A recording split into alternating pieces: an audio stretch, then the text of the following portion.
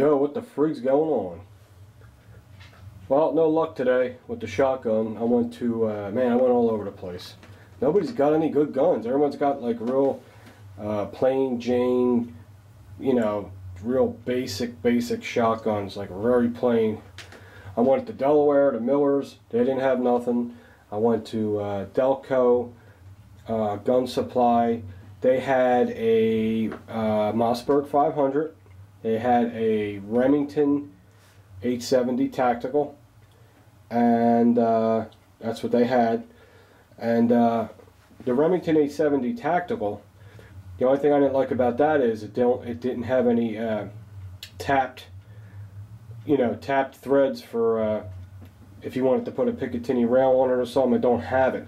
I know it's very easy to either do that or have a gunsmith do that, but if I get a shotgun, I definitely want to have the tap threads in the top of the receiver for in case I wanted to put, ghost ring sights on there or an optic. You never know what you want to do, but when you don't have it, it kind of stinks. So that didn't have it, but the Remington didn't have it. The Remington had a nice action though. The Mossberg 500 had a good action, not as nice as the Remington, the way it felt to me. But they had the tap threads in the top of the receiver. All of them around $400. So, but like I said, they're real plain. I wanted to get something pretty cool looking, real tactical looking, a cool 18-inch barrel. So I don't know what I'm doing. So I couldn't find nothing. Double action. I went there and actually, guys, what do they have there? He's pretty low on long guns, so really no one around here has much. There's one more gun shop I could have went to that I didn't. I just got tired of driving. Was Suburban Armory. Sometimes he'll have something really cool, and he tends to have really nice shotguns. So I'm probably just going to give him a call instead of running all over and wasting my gas. But this is what I did get. You know, every gun shop I went to 3, so I got ammo from each one. I just can't walk out of a gun shop without buying at least a box of ammo. I got this at Double Action. I got 150 rounds of 40 Smith & Wesson American Eagle, which seems to run pretty good in my pistols. And I never shot this stuff before, this Fiocchi 9mm. I heard really good things about it, and it was 17 bucks a box. For today's standards and what's going on with all the gun stuff, I guess that's not a bad price. I got 2 boxes of that. I also got from Double Action 2 more boxes of 9mm of Independence. I usually have pretty good luck with that. So we got 200 rounds of 9mm, 150 of 40, and we got 200 rounds of CCI mini mags. 40 grain round nose is what I prefer. My Ruger Mark III loves these, and Mike at Double Action just stocked up on this. So that's what I got. Then I went to Delco Gun Supply, I think that's how I said it, and I got a really cool leather holster from my car PM9. Let me go get it. Hold on. What? Alright. Why ain't I ready? I don't know. I had a really good NHL night last night. You know, they beat the Lightnings. The Lightnings are a fantastic hockey team. They skate like friggin'. They're like there's everywhere. I mean, that's the correct name for them. They are the Lightnings, but the Flyers were flying, so that's for sure. The Flyers just completely dominated them, and our goaltender, thank God, he had a good night. He's been having a couple good nights. So, Ilya Bryzgalov, I apologize for all the bad things I said, but I don't know. If he can stay consistent, we got a really good shot at going far. But if he starts getting in slumps again, it's really going to depress me. Yeah, I have no life, guys. I love watching the hockey games. And I know you guys ain't hockey fans, but a lot of you are. Some of you are. Rob Zombie was in the Flyers crowd last night because he's starting to shoot the movie about the Broad Street Bullies. The Flyers in 1974, 1975 won back-to-back Stanley Cups. It's like a Rocky story. They, you know, if you're not a Flyers fan, you'll still like the movie. They started from nothing. They were like the worst hockey team in the league. They were horrible.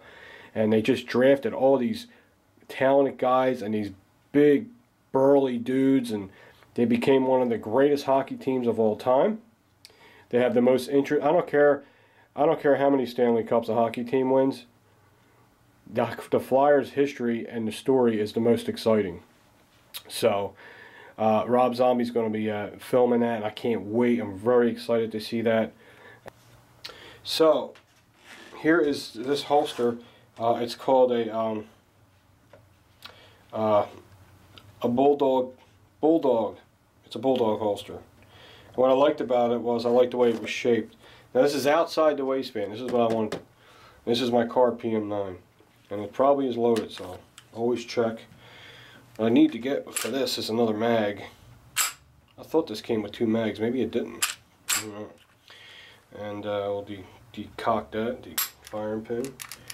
Okay, safe. And this is a great little gun.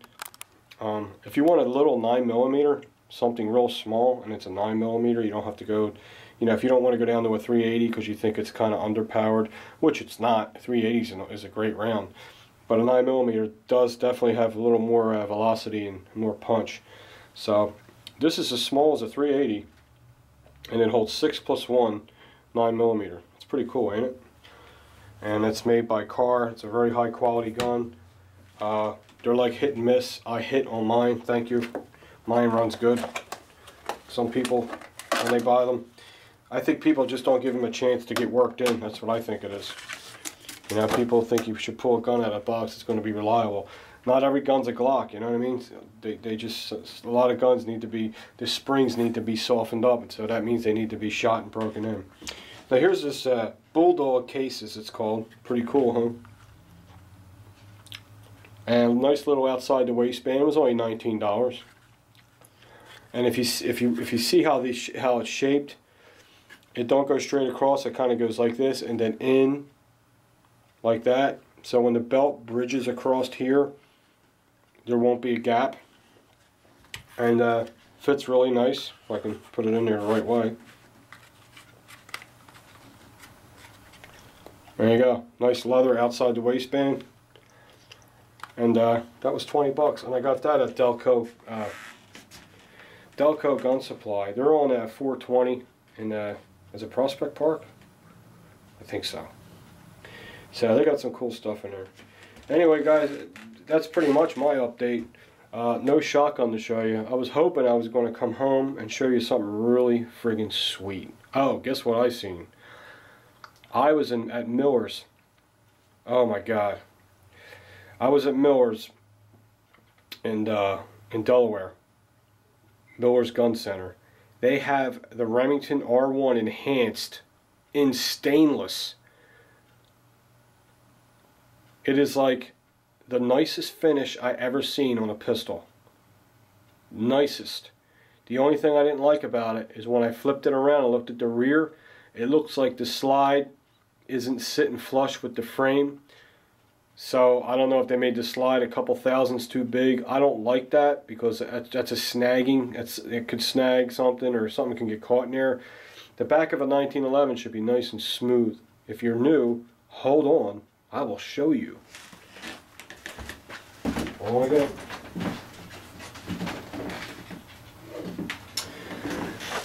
This is my full-size government model STI 1911, and when I look at 1911s, one of the places I look is the rear, where the slide meets the see the grip safety, the frame, where the slide meets the frame, and when I go like this with my finger, it should feel relatively smooth. I mean, they're not going to be perfect. I mean, the Ed Brown is perfect when you do that, but it has to be relatively at least close and smooth.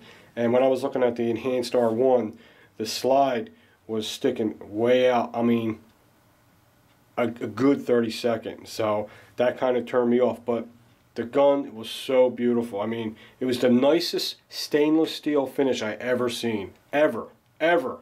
It looked so nice.